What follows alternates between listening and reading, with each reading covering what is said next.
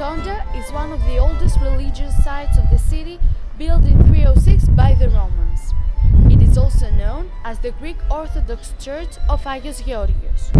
The cylindrical structure was built in 306 AD on the orders of the Tetrarch Galerius, who was thought to have intended it to be his mausoleum. Rotunda had probably been dedicated to Zeus.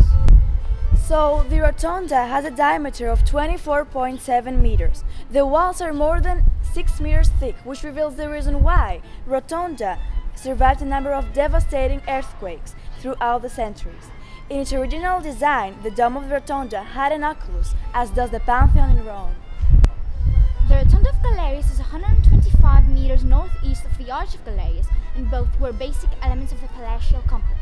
A beautifully decorated street filled with columns connected this important cylindrical building to the triumphal arch in the south. So during this period, Galerius there is not just one emperor. There are 4 emperors, 2 emperors and 2 Caesars.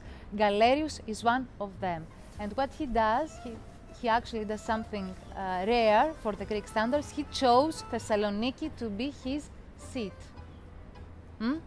So Rome is not anymore the center of the Roman Empire. 4 peripheral, we could say, cities become the centers of the 4 parts of the Roman Empire.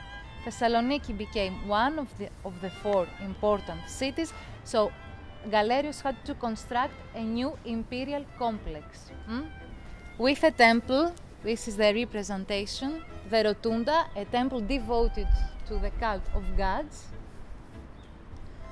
with impressive avenues, of course, leading to his palace.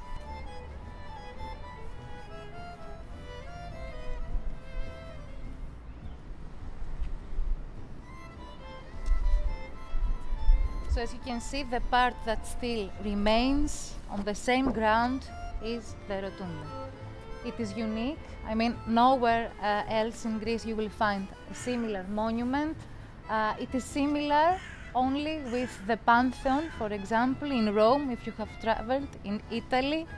After Galerius' death in 311, the Rotunda stood empty for several decades until the Emperor Theodosius I ordered its conversion into a Christian church in the late 4th century. The church was embellished with very high-quality mosaics. Only fragments have survived of the original decoration. The building was used as a church for over 1,200 years until the city fell to the Ottomans.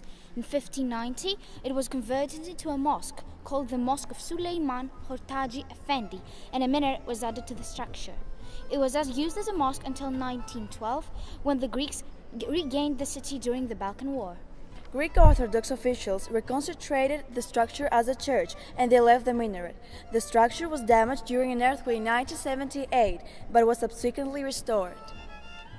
The building is now an UNESCO World Heritage Site, and some days of the year functions as a church. In December 18, 2015, Rotunda reopened its doors to the public, so nowadays everyone can have the chance to enjoy the monument and get a glimpse of its old glory.